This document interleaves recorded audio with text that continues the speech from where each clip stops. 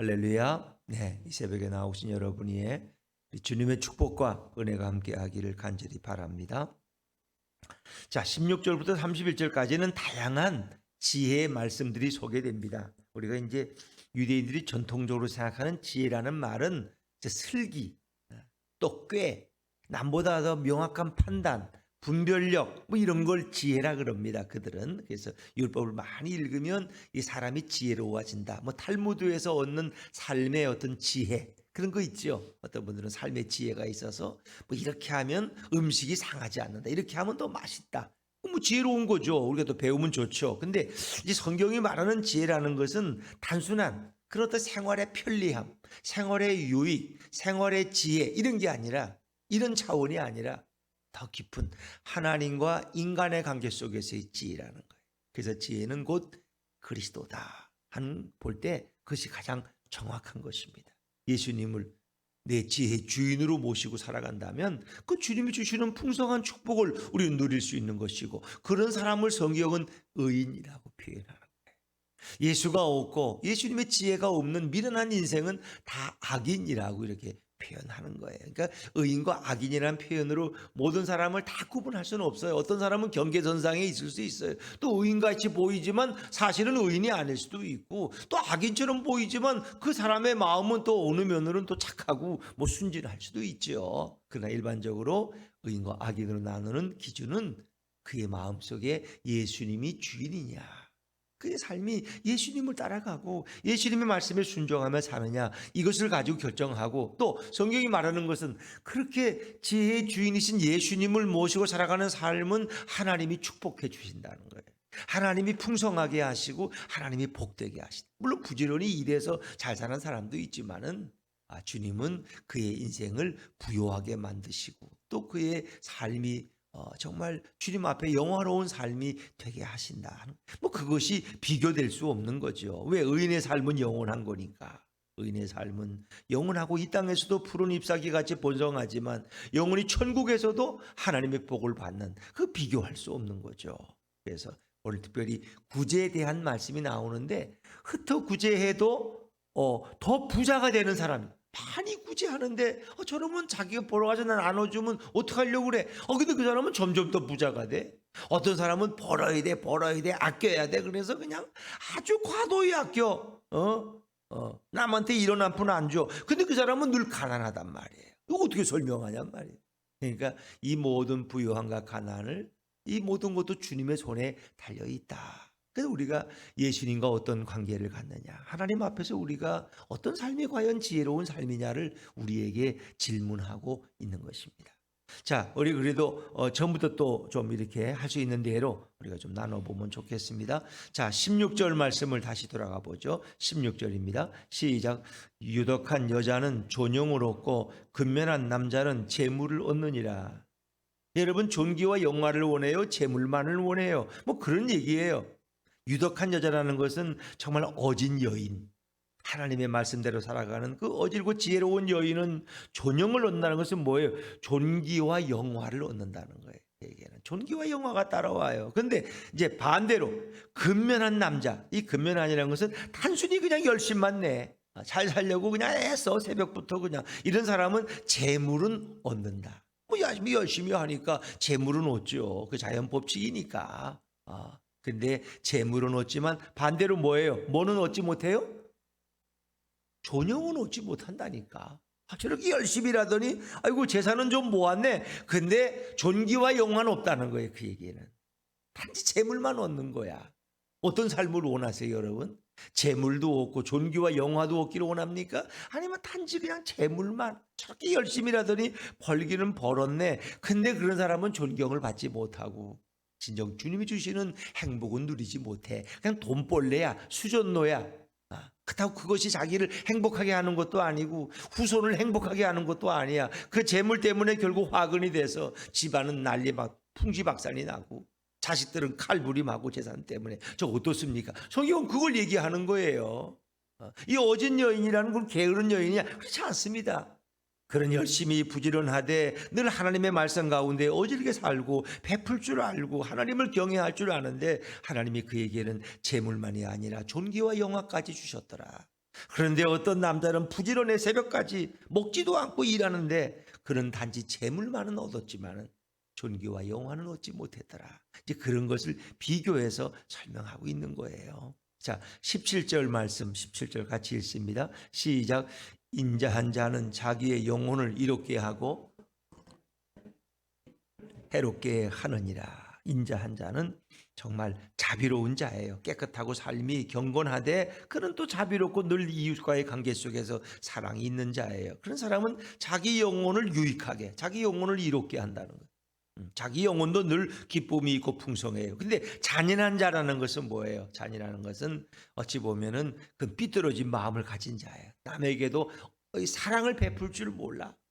누가 그냥 너무 다급해가지고 오늘 아침거리가 없다고 와도 그 뭐 하다가 그것도 못 벌었냐고. 그 네가 알아서 하지 왜 나한테 와서 그러냐고. 냉정한 사람. 굶어 죽는 사람이 있어도 돌아볼 줄을 몰라.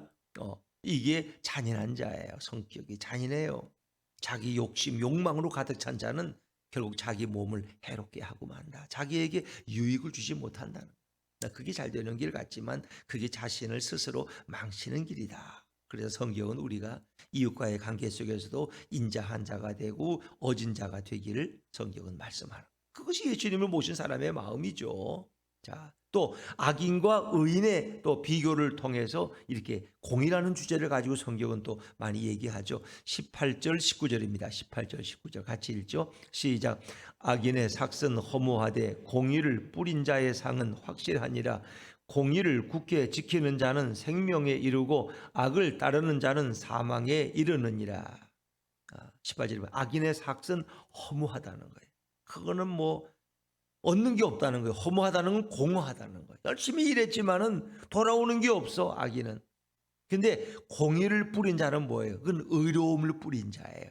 하나님의 말씀에 순종하고 예수님께 영광을 돌리고 이렇게 정직하게 의롭게 살려고 한 사람들은 그 상이 반드시 주어진다는 거예요. 하나님은 그 상을 잊지 않으신다는 거예요. 공의를 뿌린 자. 우리가 사랑을 뿌리고 지혜를 뿌리고 믿음을 심고 그렇죠? 공의를 심는 사람은 반드시 그것을 거둔다는 거예요. 그래서 19절에도 공의를 굳게 지키는 자, 이건 의로움을 가지고 사는 거예요. 의가 불의한 자가 아니라 그런 하나님 주신 약속의 말씀을 붙들고 그 의롭게 살아가는 자에게는 늘 생명의 복이 마지막에 이른다. 근데 악을 따르는 자는 사망에 이른다. 그런 결국 지옥에 떨어지는 인생이 되고 만다는 거죠. 그리고 여기서 말하는 생명은 단순한 육체의 생명이 아니라 영원한 생명을 얻고 천국에 들어가는 것을 의미하는 거죠. 자, 우리 20절, 21절 두 절씩 같이 읽죠. 20절, 21절입니다. 시작. 마음이 굽은 자는 여호와께 미움을 받아도 행위가 온전한 자는 그의 기뻐하심을 받느니라. 악인은 피차 손을 잡을지라도 벌을 면하지 못할 것이나 의인의 자손은 구원을 얻으리라. 20절 21절 의인과 악인을 대조해서 설명하고 있는 거예요. 예수님을 모신 지혜 있는 자는 의인이에요. 자, 그런데 20절은 마음이 굽은 자는 여호와께 미움을 받아. 이 마음이 굽다는 것은 마음이 삐뚤어진 자. 마음이 꼭 삐뚤어져 가지고 엉뚱하게 저렇게 남에게 대해서 배려할 줄 몰라. 마음이 삐뚤어진 자는 여호와께 미움을 받지만 행위가 온전한 자는 그것은 예수님이 그 안에 모신 자예요. 사람이 어떻게 행위가 온전할 수 있겠어요? 예수님이 함께 하심으로 그의 행위를 예수님이 늘 돌봐주시고 다스려 주시는 자는 그의 기뻐하심, 예수님의 사랑을 받는다. 여호와의 기뻐하심을 받는다. 그런 얘기죠. 21절 연속된 말씀이 악인은 피차 손을 잡을지라도 벌을 면하지 못할 것이나 이 피차 손을 잡는다는 표현이 뭐예요? 작은 1번 밑에 보면 정령이 그런 거예요. 이 피차 손 잡는 것은 악인들끼리 결탁하고 자기들끼리 언약하고 맹세해서 서로 보증을 쓰고 이렇게 해도 악인은 하나님의 벌을 피할 수가 없다는 거예요. 아무리 악인들끼리 단합해가지고 뭉쳐서 우린 절대 쓰러지지 말자 서로 도와주자 해도 결국은 벌을 면하지 못한다. 하나님이 심판하시면 누가 그걸 막을 수가 있겠어요? 우리가 부도나지 않게 서로 스와프라 그러나요? 서로 이렇게 우리가 어려울 때 너가 도와주고 이렇게 서로 달라모 스와프도 하고 그러잖아요. 이제 그런 것처럼 애를 써도 하나님의 심판을 피할 수가 없다. 하나님이 하고자 하시면 누가 막겠어요? 악인은 그에게는 반드시 심판의 보응이 있다는. 그런데 의인의 자손은 어떻게 해요? 구원을 얻으리라. 의인의 자손은 하나님이 직접 관심 가지시고 돌보신다. 그래서 어떤 분들은 그래. 나는 우리 엄마니, 우리 어머니, 우리 아버지가 뿌린 그 덕으로 산다. 그런 거지. 우리 아버지가 워낙 많은 분들에게 장학금을 주고 좋은 일을 많이 했더니 내가 어려울 때 그분들이 나를 도와주는 거예요. 내가 너희 아버지한테 이렇게 등록금 받았는데, 내가 어려울 때 너희 아버지가 나 직장에 취직시켜줬는데 너가 어려운데 내가 안 도와줄 수, 내가 인간이 아니지 그러면. 그래서 그분들이 발벗고 나서서 도와주더라. 그러니까 우리가 이렇게 사랑을 베풀고 인자를 베풀면 그건 사라지는 게 아니에요. 그 누군가가 늘 기억하고 있다가 언젠가는 내 자손에게 그것이 되갚아질 수 있다 하는 것입니다. 성경은 이제 그런 것까지 이야기하고 또 하나님이 기억하시는 거죠. 하나님이 기억하시는 것. 자, 또 우리 이어서 22절, 23절 같이 읽습니다. 시작. 아름다운 여인이 삼가지 아니하는 것은 마치 돼지코의 금고리 같으니라. 의인의 소원은 오직 선하나 악인의 소망은 진노를 이루느니라. 여인이 아주 외모가 아름다워요. 몸매도 아름답고. 그런데 이 아름다운 여인이 상가지 아니한다는 건 단정하지 못하다는 거예요. 삶이 질서가 없어. 왜? 그 마음에 예수님이 없기 때문에. 이제 본능대로 살아 그냥. 아무렇게나 막 닥치는 대로 살아. 이런 사람의 모습은 마치 뭐냐? 여러분 코는데 돼지코 아세요? 제일 못생긴 사람의 코를 돼지코라 그래. 돼지코에 아름다운 비싼 금고리를 달아놓은들 거기 멋지겠어요? 돼지코에다가 한번 금고리 한번 달아보세요. 그 무슨 폼이 있겠어요? 이상하지. 그렇다는 거예요. 아름다운 여인이 예수를 모르면 그 삶이 단정하지 않고 주님의 지혜가 없어서 늘 그저 그렇게 이리저리 흔들리면은 돼지코의 금고리 같은 인생이다. 보기 싫다는 거예요. 어울리지도 않고. 그런데 23절에 의인의 소원은 오직 선하나. 의인이 원하는 것은 오직 하나님께 영광이 되고 선한 것을 늘 기뻐하는, 또 그것을 위해 살아가요. 근데 악인의 소망은 결국 뭐예요? 자신에게 진노를 가져온다. 악인이 원하는 것은 결국 자신의 무덤을 파는 것이고 하나님의 심판을 피할 수 없게 만든다. 의인과 악인을 대조해서 설명하고 있는 거예요. 그 의인이라는 건 지혜로운 여인. 여러분들이 어떤 지혜로운 여인? 그래서 부모들이 자녀들에게 좋은 교육을 하는 거 아닙니까? 이렇게 도와주는 것이 너희가 복받는 길이야. 이렇게 엄마는 왜 자꾸 구제를 해요? 이렇게 구제하는 것이 하나님의 축복을 받는 길이란다. 그렇게 이제 부모들은 설명을 해줘야 돼. 아이들, 엄마는 뭘 그걸 가지고 그래. 어떤 가정은 또 거꾸로야. 아이들은 이렇게 마음이 풍성한데 부모가 얼마나 인색한지 몰라. 우리 아빠는 꼭 수전도 같아. 우리 엄마는 돈밖에 몰라. 이러면 곤란한. 오히려 부모가 하나님 앞에 우리가 헌금하는 것은 우리가 하나님께 감사를 표현하는 거야. 이렇게 아이들을 가르치는 거야. 왜 꼭 주일날 가면 헌금해야 돼요? 그것은 하나님이 많은 복을 주셨는데 우리가 그 중에 10분의 1을 11조로 드리는 거야. 이렇게 아이들에게 11조를 가르치면은 그 아이들은 평생을 굶어 죽는 법이 없어. 남에게 구걸하는 법이 없다. 왜? 하나님이 그 11조의 정성을 통해서 그의 인생을 축복하시니까. 하나님이 돈이 없어서 11조 내라 그러시겠어요? 근데 아이들에게 하나님이 주신 복을 우리가 감사할 줄 알아야 되는 거야.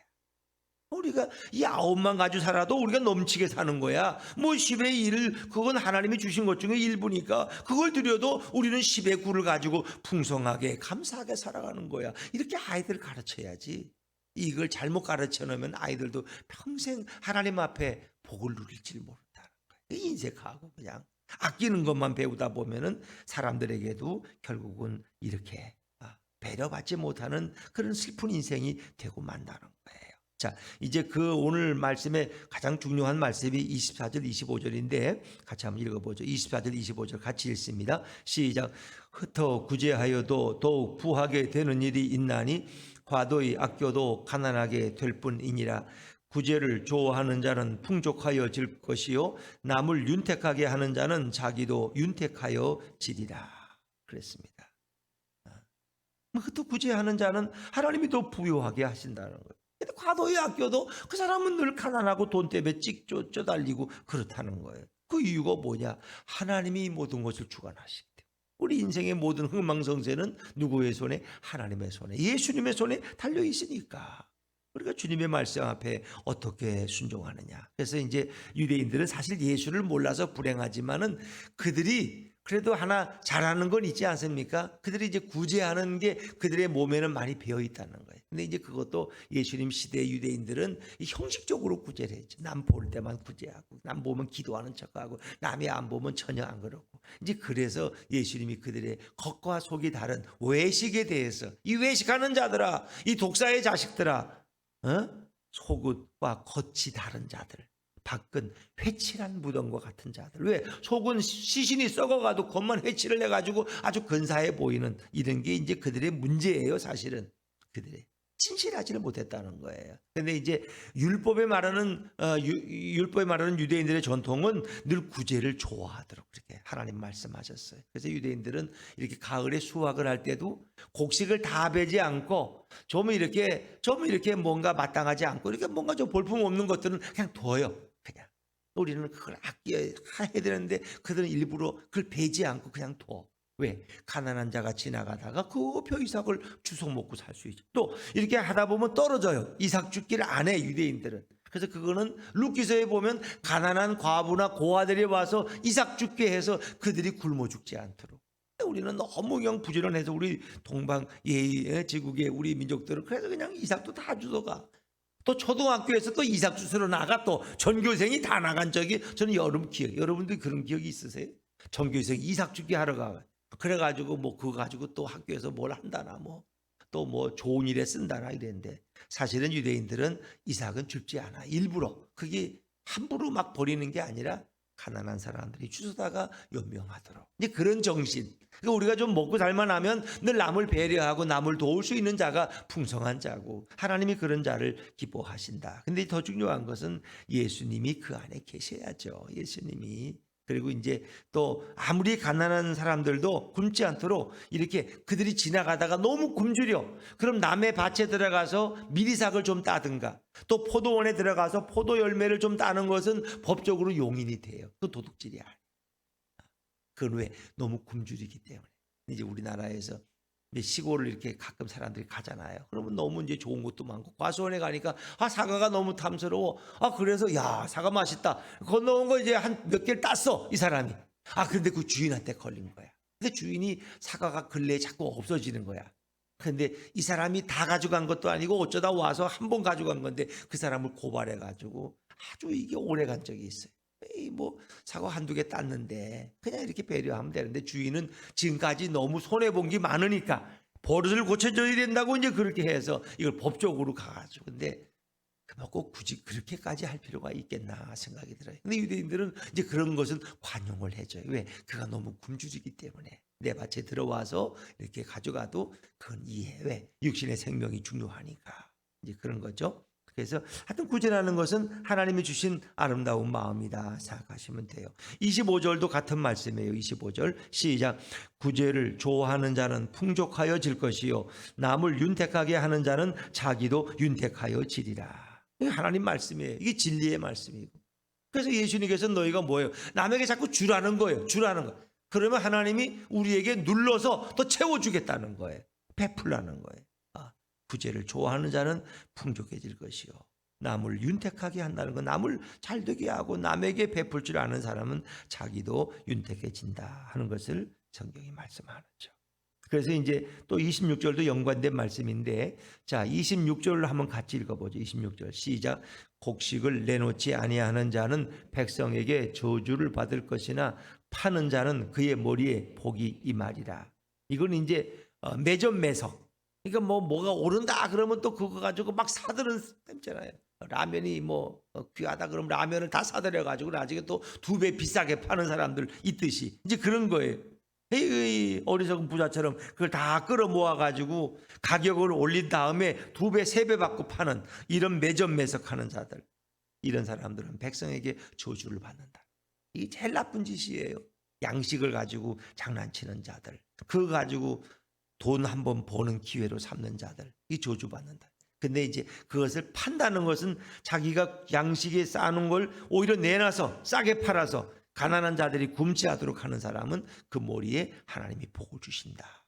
예수님이 있을 때 그런 지혜가 있고, 또 그렇게 사람들을 배려하는 인생이 되는 거죠. 27절입니다. 27절, 28절 같이 읽죠. 시작. 선을 간절히 구하는 자는 은총을 얻으려니와 악을 더듬어 찾는 자에게는 악이 임하리라. 자기의 재물을 의지하는 자는 패망하려니와 의인은 푸른 잎사귀 같아서 번성하리라. 27절에 선을 간절히 구하는 자, 하나님을 찾는 자하고 그 말씀대로 살고자 하는 자는 늘 은총을 얻어요. 은혜를 하나님이 허락하셔요. 근데 악을 더듬어 찾는 자, 그냥 나쁜 짓만 골라서 하는 자에게는 악이 찾아온다. 악이. 28절. 자기의 재물을 의지하는 자는 패망하려냐. 사람이 오직 못났으면 재물을 의지해요.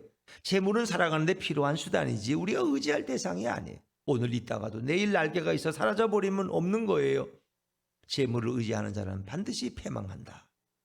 우린 누굴 의지해야 돼? 재물 대신 예수님을 의지해야 돼요. 하나님을 의지해야 되는 거예요. 하나님이 모든 걸 주시는데 주시는 분을 의지해야지. 그까지 재물 그거 의지하면 안 돼요. 재물을 땅에 쌓아놓으면 다 어떻게 녹이 쓸고 결국 도둑이 가져가고. 그래서 성경에는 재물을 하늘에 쌓으라고도 하잖아요. 그러니까 하나님을 의지하면 모든 필요한 재물은 하나님이 다 채워주신다는 거예요. 그런 원리예요, 성경은. 그래서 의인은, 하나님을 의지하는 의인은 어떻게 해요? 예수님을 모신 의인은 푸른 잎사귀 같아서 번성하리라. 하나님 이 땅에서 번성케 하시는 복 있는 사람은 그렇게 뭐예요? 시냇가에 심기어진 나무처럼 사철 푸르르고 기근에도 열매를 맺고, 그게 의인의 축복이에요. 의인은 푸른 잎사귀 같아서 늘 번성하고 잘 된다. 이제 그런 거예요. 자, 29절 말씀, 또 29절입니다. 시작. 자기 집을 해롭게 하는 자의 소득은 바람이라. 미련한 자는 마음이 지혜로운 자의 종이 되리라. 얼른 읽으면 잘 모르겠죠, 무슨 뜻인지. 자기 집을 해롭게 하는 자가 어떤 자일까 도대체가. 자기 집을 해롭게 하는 자의 소득은 바람. 바람이라는 건 잡을 수 없는 거야. 바람을 어떻게 누가 잡아요? 바람을 어떻게 놓을 수 있어요? 그거 붙잡을 수 없는 거야. 그거 다 날아간다는 거예요. 자기 집을 해롭게 하는 자. 그래서 이건 이제 게으르고 이런 자들, 게으른 자들을 얘기하고, 또 원어에 보면은 자기 집에서 일을 시키는 종들에게 음식과 일당을 주지 않는 자. 그러니까 그냥 종들을 괴롭히는데 일당도 안 줘. 야, 내일 모아서 줄게. 한 달 후에 줄게. 이러면서 먹을 양식도 안 주고 일만 시키려는 이래 악한 자들. 결국 그들은 그렇게 소득을 얻어도 하루아침에 다 날아가는 바람 것 같다는 거예요. 이런 미련한 자, 그러니까 자기 집에 종들을 일시키고도 돈도 안 주고 일만 부려먹는 이런 수준과 같은 미련한 자는 마음이 지혜로운 자의 종이 되리라. 결국 예수님을 모신 자의 종이 되기도 만다는 거예요. 이 마음이 지혜롭다는 것은 지혜의 주인이신 예수님을 모시고 의롭게 살고자 하는 자의 종으로 전락한다는 거예요. 그럼 결국 망해서. 그러니까 여러분은 종이 되고 싶은지 주인이 되고 싶은지 그걸 결정해야 돼. 우리가 예수님을 내 인생의 주인 삼으면 예수님을 나는 하여금 주인의 인생을 살게 하지만, 내가 예수님을 모르고 배신하면 결국 남의 종이 되어 살아가는 그런 인생이 되고 만다 하는 거예요. 자, 이제 30절 말씀, 30절 31절 같이 읽죠. 시작. 의인의 열매는 생명나무라. 지혜로운 자는 사람을 얻느니라. 보라, 의인이라도 이 세상에서 보응을 받겠거든 하물며 악인과 죄인이리요. 의인의 열매는 생명나무. 이 생명나무는 에덴 동산에 있던 그 예수님 생명나무를 가리키는 거죠. 의인의 열매는 생명나무라. 의인은 예수님을 얻고 예수님을 모시니까 그의 삶이 더 풍성해지는 거예요. 생명나무를 얻어요. 그런데 지혜로운 자는 또 사람을 얻어. 그러니까 여기서 말하는 지혜로운 자는 의인을 얘기하는 거예요. 그렇게 다른 표현으로 의인의 열매는 생명나무고, 또 그 의인은 지혜로운 사람은 사람을, 그에게는 사람이 따른다는 거예요. 하나님의 축복으로 영원한 생명의 복도 받지만은 그런 사람들이 그를 따르고 주위에 좋은 사람들이 그를 도와주고 협력한다는 거예요. 시골에서 어떤 집은 일을 할 때 인부들이 많아. 왜? 저 집은 임금을 풍성히 잘 주고 잘 먹이고, 그러니까 사람들이 그 집에 가서 일하고 싶어. 이렇게 소작인데. 그런데 어떤 사람은 그냥 수전노 같아서 깎고 그냥 제대로 임금도 안 쳐주고 밥도 안 주고, 그러면 누가 거기 가겠어요? 그래서 늘 하나님의 사람들은 이웃과의 관계 속에서도 늘 풍성한 사랑을 가지고 대할 수 있어야 되겠다 하는 거죠. 31절. 보라, 의인이라도 이 세상에서 보응을 받겠거든 하나님의 사람들도 늘 보응이 온다는 것은 그것은 선한 보응일 수도 있고 심판의 보응일 수도, 반드시 결과가 있다는 거예요. 반드시. 그래서 우리가 육체를 위하여 심는 자는 육체로부터 뭘 거둬요? 네? 멸망을 거두고 사망을 거둬. 육체를 위하여 심는 자는. 그러나 성령을 위하여 심는 자는 성령으로부터 뭐예요? 영생을 거두는 거예요. 의인도 이 땅에서 하나님의 축복의 보응을 받아요. 하물며 악인과 죄인이려. 악인과 죄인들은 하나님이 반드시 보응한다. 뭘 보응하는 거야? 악인에게는, 죄인에게는 심판과 형벌로 보응하신다. 이 땅에는 하나님의 심판이 있다. 하나님의 불꽃 같은 눈은 하나도 그냥 지나치지 않는다는 거예요. 가장 작은 것까지도 하나님은 다 기억하신다. 그래서 의인의 선한 일은 다 하나님의 복을 받고 하나님이 그에게 풍성한 상으로 갚아주지만, 악인과 죄인의 잘못된 삶은 다 그것이 심판의 형벌에 던져진다는 거예요. 그래서 우리가 뭐 이걸 여러분이 다 잊어버리셔도 괜찮아요. 그냥 예수님만 기억하시면 돼요. 지혜의 주인이신 예수님을 모시고 예수님께 묻고 살아가는 삶이 가장 아름다운 삶이고, 그런 삶은 의인의 길로 가는 것이고 주님이 그 삶을 행복하게 인도하신다. 그가 재물만 얻는 사람이 아니라 존귀와 영화도 얻고 그의 가정을 하나님이 축복하시고 그 후손까지, 천대까지 은혜를 베푸신다 하는 거예요. 그래서 우리가 예수님을 모신 삶이 얼마나 행복한 삶이냐. 3월 한 달 동안 예수님 모시고 잘 살으셨죠? 4월 한 달도 우리 예수님과 함께 동행하는 복된 인생들 되시기를 주의 이름으로 축원합니다.